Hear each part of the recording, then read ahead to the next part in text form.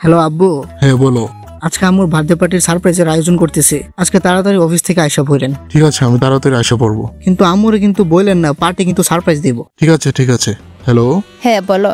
Bruto phone দিছিল তোমার জন্য সারপ্রাইজ বার্থডে পার্টি করতেছে। আমি আসতে লেট হয়ে যাবে, এর জন্য ভাবলাম তোমাকে বলে দেই। তুমি কিন্তু রাগ করো না। আরে রাগ কেন করবো জান?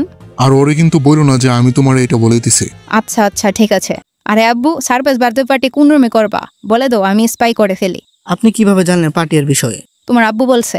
আরে ওনারে মানা করছিলাম। চলো তাহলে আমি স্পাই করে ফেলি। আর তোমার আব্বুরে বইলো না যে আমি তোমাকে বলে দিয়েছি যে উনি আমাকে বলে দিছে। হ্যালো আব্বু, আমি মানা করছিলাম যে আম্মুকে বললেন না।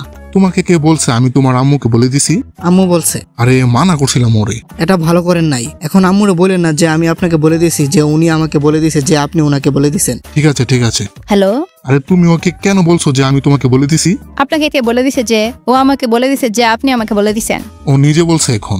আরে ওরে মানা করছিলাম। কোনো কথা থাকে না তোমার পেটে। আচ্ছা এখন ওরে বলো না যে আমি তোমারে বলে দিছি, যে ও আমাকে বলে দিছে যে তুমি ওকে বলে দিছো যে আমি তোমাকে বলে দিছি। ঠিক আছে